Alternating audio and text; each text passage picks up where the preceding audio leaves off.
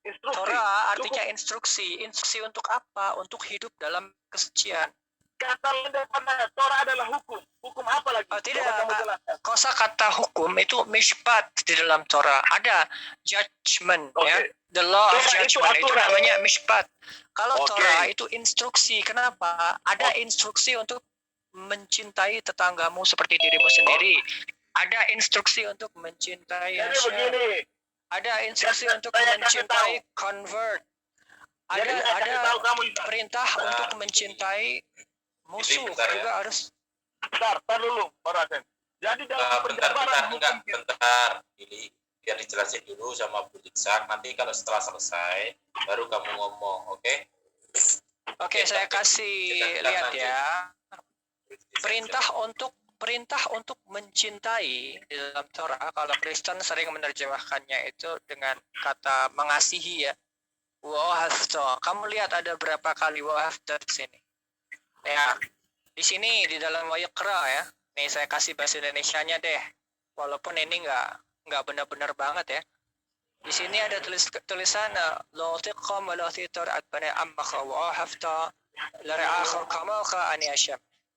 Jadi jangan engkau menuntut balas dan jangan engkau menaruh dendam terhadap orang-orang sebangsamu, melainkan cintailah sesamamu atau kasihilah sesamamu. Di sini kan ada perintah atau instruksi untuk mencintai atau mengasihi. Ini adalah bagian dari Torah. Ini untuk sesama manusia. Atau dalam bahasa aslinya sebetulnya lere'akha, kepada tetanggamu. Ya.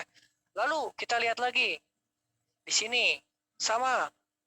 Ini orang asing ya terjemahannya ya. Padahal di sini ka'azrah mikham yahyalakam hajar. Jadi ada orang-orang convert yang tinggal padamu itu harus sama bagimu seperti orang-orang pribumi. Ya. Di antaramu, cintailah dia seperti dirimu sendiri. Ini pun bagian daripada Torah. Kalau kamu mau tahu, ini bagian daripada Torah. Inilah Torah, inilah instruksi. Jadi Torah itu bukan hanya hukum keadilan, tetapi juga perintah untuk hormat. 10 perintah itu, salah satunya hormat kepada orang tua itu Torah. Mencintai tetangga, mencintai convert itu bagian daripada Torah. Lalu mana lagi? Kalau di dalam Devarim sini, wa'ahafta Hashem al-haq, dan cintailah Hashem Tuhanmu. Ini juga adalah instruksi dari Torah untuk mencintai Hashem. Lalu sini wa'ahafta Hashem lagi, cintailah Hashem lagi, diulang lagi. Jadi ada Devarim 6 ayat 5, Devarim 10 ayat 19, Devarim 11 ayat 1.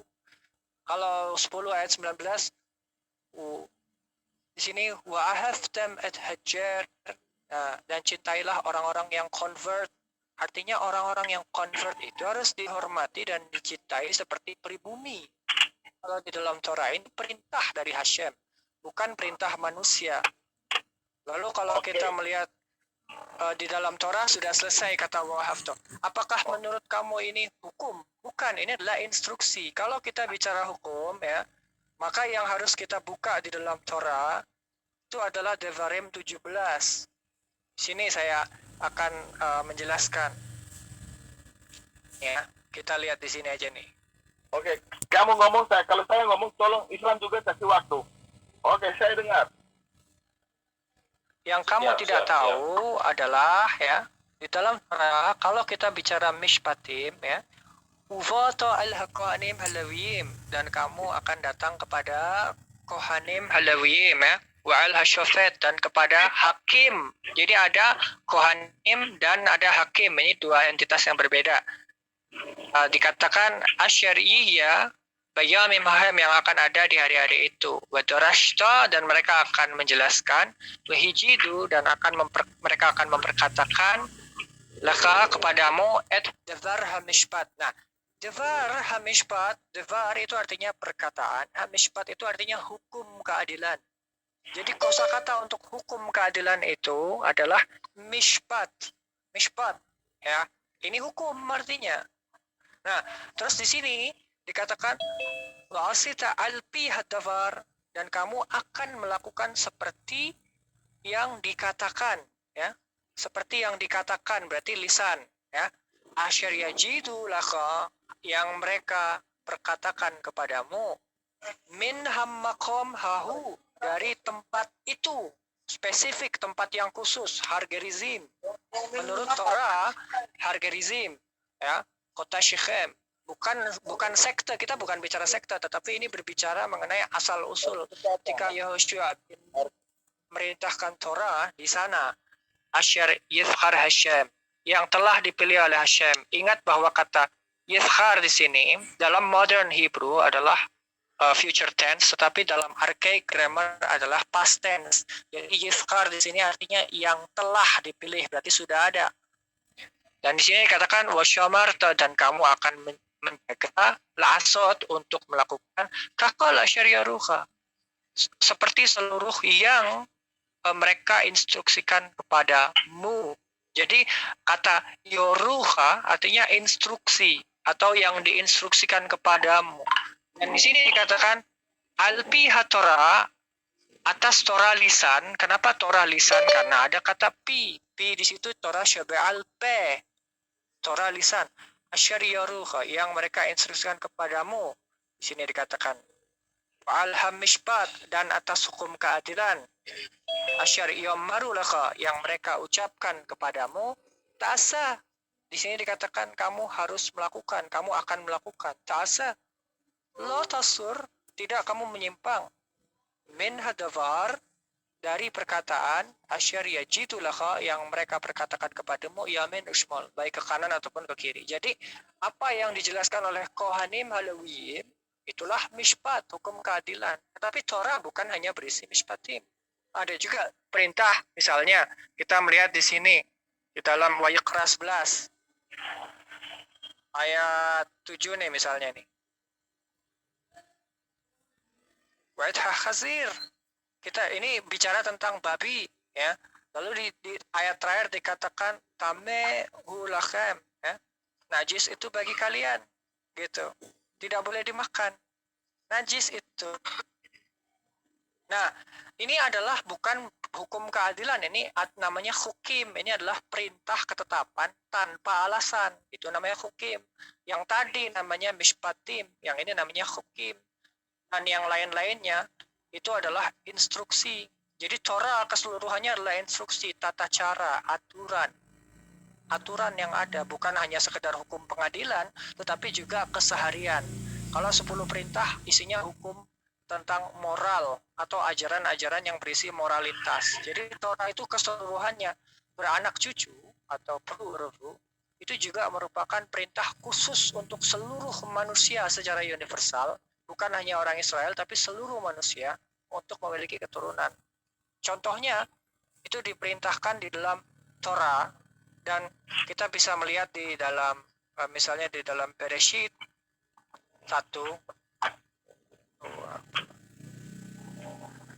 Di sini ya.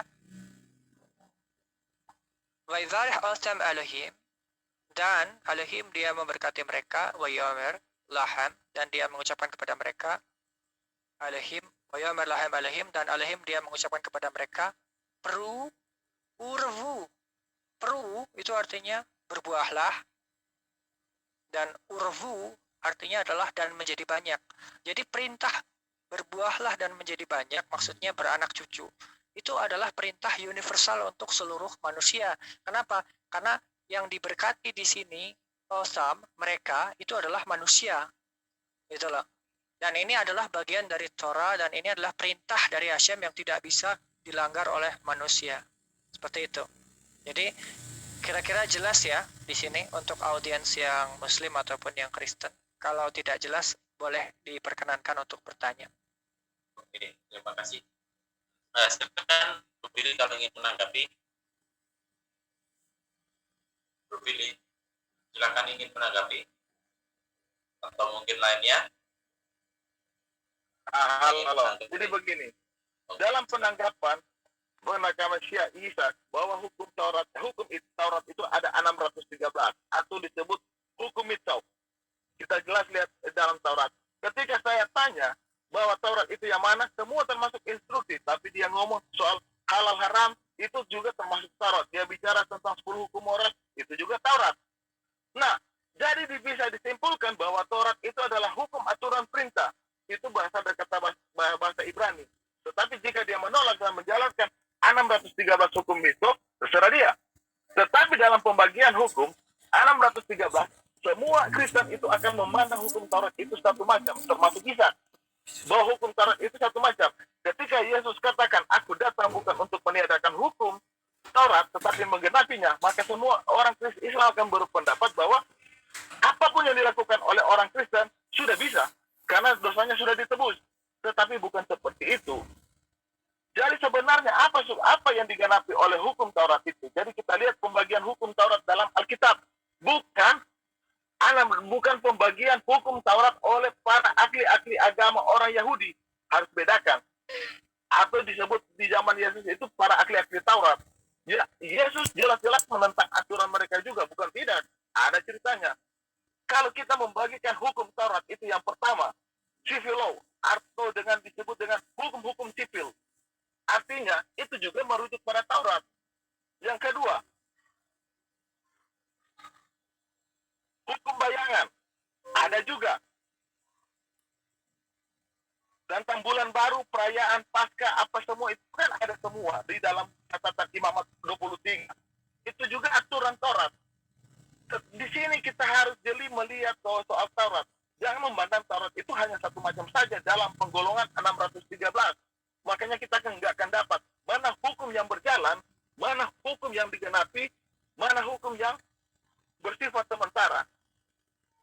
Karena kenapa? Karena sama yang meyakini 613 hukum itu memandang Taurat itu satu macam.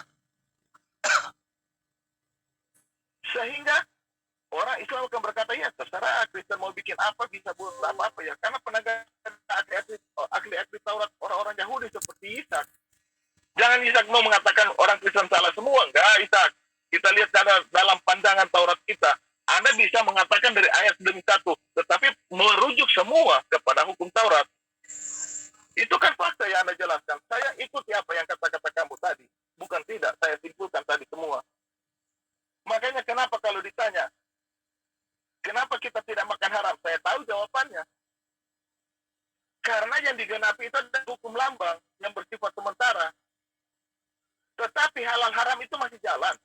10 hukum moral itu, jangan ada padamu Allah lain, jangan menyembah Allah, sampai hukum keempat, tinggallah dan kurus hari Sabat, itu masih kekal sampai selama-lamanya. Karena itu hukum yang berjalan, bukan hukum yang digenapi. Jikalau memandang hukum satu macam saja, 613 mitos, ketika Yesus katakan, aku datang untuk menggenapi, tuntaslah semua, walaupun berbuat dosa, tetap masuk surga. Itulah kesimpulannya, jika memandang hukum hanya satu macam saja. Sekian. Ya, saya nanggapin ya. Oke, silakan Umi. Ya, ini di sini Umi heran ya, padahal di dalam Matius pasal 15 ayat 24 saja sudah sangat jelas. Yesus itu diutus hanya untuk domba-domba Israel yang hilang. Udah gitu, Yesus juga diutus itu, Yesus itu turun itu untuk menggenapi hukum Taurat. Ini sudah jelas bertentangan dengan Kristen. Yang Kristen pertama, tidak. Umi. Diam dulu, Billy. Kebiasaan lu Benar, pilih. Tolong hargai ya. Setelah selesai Umi, kamu baru boleh. Silakan Umi, lanjut Umi.